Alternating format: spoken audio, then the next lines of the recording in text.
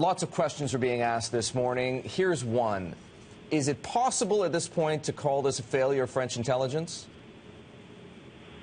Well, it's possible, but it is extremely difficult to pick up individual plots like this. This one could have involved as few as 3 people, which are the number of attackers, apparently.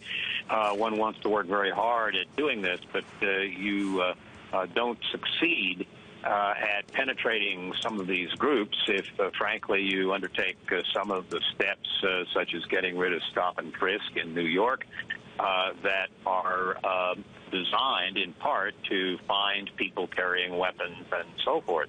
So the other thing that's, I think, really important to focus on is, remember a couple of weeks ago, the Sony Corporation came out in the process of a movie that was going to be on Christmas Day, and Kim Jong-un, the dictator of North Korea, decided he didn't like it. And so he tried to use pressure. He was partially successful in getting that satire of him withdrawn from circulation. The permanent thing here is that totalitarians don't like to be mocked. There's a wonderful quote from St. Thomas More that the devil, that proud spirit, cannot bear to be mocked. And whether it's Sony is the victim or this French publication that's the victim, you are seeing a movement now among more than one totalitarian group in more than one Western state trying to kill people brutally in order to keep from being made fun of. Hang on, Ambassador, you bring up, it's interesting, you bring up stop and frisk, which I would say leans towards security at the price of liberty, and then you bring up The Interview, an excellent and hilarious movie, but that point, I guess, in favor of liberty rather than security. I mean, a stop and frisk policy, wouldn't that be difficult in Paris when you have 5 million Muslims living amongst 65 million people?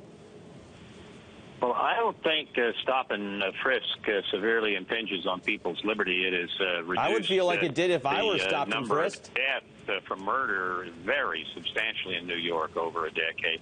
I mean, one is going to have to make various compromises between liberty and security as this situation develops. The question is, where do you draw the line? I draw it thinking that steps like stop and frisk are reasonable. Some people do not.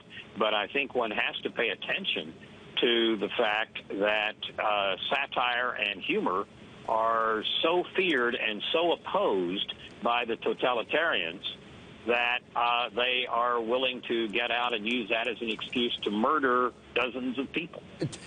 Mr. Ambassador, how do the states that we're referring to, France on the one hand, the United States on the other, 2 countries that cherish freedom of speech, how do they respond? What, if anything, can they do beyond what's been done already?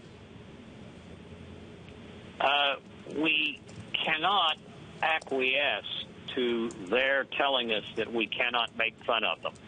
So is that to say, Mr. Ambassador, and pardon me for interrupting you, but if that's the case, then we as a society, and I'm not on either side of this, just have to, is that to say that we have to accept incidents like what took place at the offices of Charlie Hebdo today?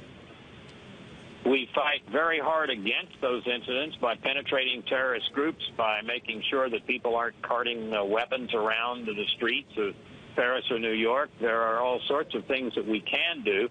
We have to keep our liberties, and we have to protect them. But there are various compromises that one has to look at. And I would imagine that after this, the French will be more pointed in their attention to anyone having a gun in Paris.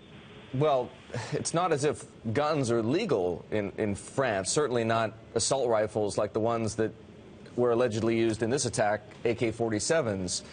I mean, if you talk, let's talk for a moment about compromises. What kinds of compromises do the French people need to be prepared to make? Like racial profiling? I don't know. I'm not an expert on France, although I was in Paris a couple of days ago, just before this happened.